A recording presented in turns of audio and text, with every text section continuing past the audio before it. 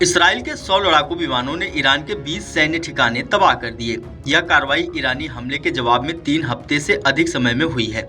Iran पर हमले को लेकर भारत में इसराइली राजदूत रूवेन अजार ने कहा कि इसराइल रक्षा बलों ने ईरान में सैन्य ठिकानों पर बहुत सटीक तरीके से हमला किया है।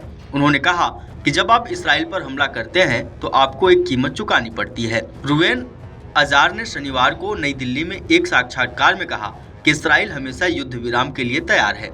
इसराइल चाहता है कि हमास हथियार डाल दे और बंधकों को रिहा कर दे।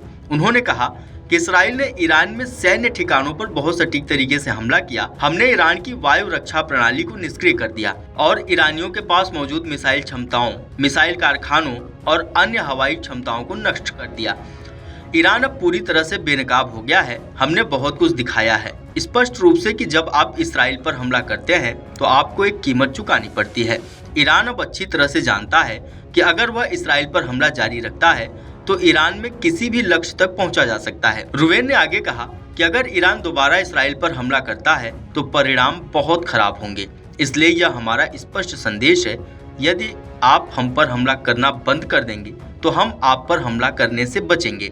हम हमास, हिजबुल्लाह और ईरान के अंदर सहित दुनिया में कहीं भी किसी भी आतंकवादी के खिलाफ अपना बचाव जारी रखेंगे, लेकिन हमें क्षेत्रीय तनाव में कोई दिलचस्पी नहीं है। साक्षात्कार में रूवेन ने हमास के साथ युद्ध पर सवालों का तसल्लीपूर्वक जवाब दिया। उन्होंने कहा कि इसराइल गाजा से हमास के बाहर निकलने की व्यवस्था करने के लिए तैयार है। उन्होंने कहा कि इसराइल युद्ध विराम के लिए हमेशा तैयार है। हम चाहते हैं हमास हथियार डाल दे और बंधकों को रिहा कर दे।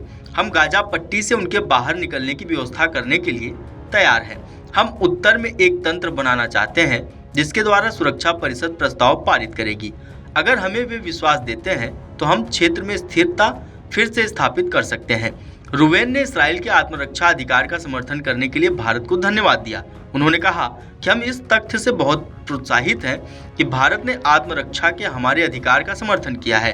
उन्होंने कहा इसराइल संघर्ष को आगे बढ़ाने की कोशिश नहीं कर रहा जैसे कि ईरान कर रहा है। मुझे लगता है कि यहाँ भारत और इसराइल के विचार मेल खाते हैं। आपको बता दें कि इस्राएली सेना ने शनिवार को ईरान के साथ ही सीरिया के सैन्य ठिकानों पर भी हवाई हमले किए हैं। सीरियाई मीडिया के अनुसार इसराइल ने सीरिया के मध्य और दक्षिण हिस्सों में हमले किए। सीरिया की वायुसेना ने इसराइल से लॉन्च की गई कुछ मिसाइलों को हवा में ही तबाह कर दिया। वहीं कुछ मिसाइलों ने सैन्य ठिकानों को निशाना बनाया। ये मिसाइलें गोलन हाइट्स इलाके की तरफ से दागी गईं। इसराइल ने शनिवार को ईरान पर भी हवाई हमले किए। ईरान में भी सैन्य ठिकानों को निशाना बनाया गया। ईरान ने इसराइली हमले की पुष्टि की है और साथ ही बदला लेने की धमकी भी दी है। सीरिया में ईरान समर्थित संगठन है जो इसराइल पर लंबे समय से हमले करते आ रहे हैं, लेकिन 7 अक्टूबर की घटना के बाद से इन हमलों में तेजी आई थी।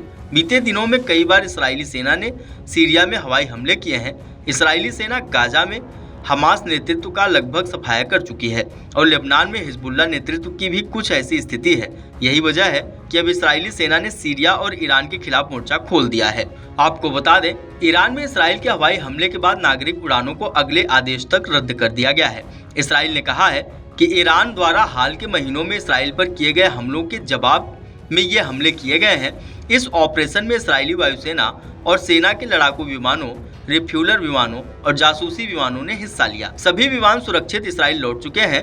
इसराइल ने दावा किया कि इस हवाई हमले में ईरान के वायुसैनिक अड्डों, बैलिस्टिक मिसाइल उत्पाद केंद्रों आदि को निशाना बनाया गया। हवाई हमले के बाद इसराइल ने ईरान और सीरिया को चेतावनी दी है कि अगर उन्होंने इसराइल पर जवाबी कार्रवाई की तो इसराइल फिर से हमला करेगा। इसराइली सेना के प्रवक्ता ने एक बयान जारी कर कहा कि हमारा संदेश साफ है कि अगर कोई भी इसराइल को डराने धमकाने की कोशिश करेगा तो उसे इसकी भारी कीमत चुकानी पड़ेगी। हमने आज इसका नमूना दिखा दिया है। हम इसराइल और इनके लोगों की सुरक्षा के लिए रक्षात्मक और आक्रामक दोनों तरीकों से तैयार हैं। Video desk Amarujala dot com. अगर आप ये वीडियो YouTube पर देख रहे हैं तो हमारे चैनल को सब्सक्राइब कर बेल आइकन दबाएं और Facebook पर देख रहे हैं तो हमारे पेज को लाइक करें। 8 मिलियन प्लस सब्सक्राइबर, आपके इस भरोसे के लिए बहुत धन्यवाद।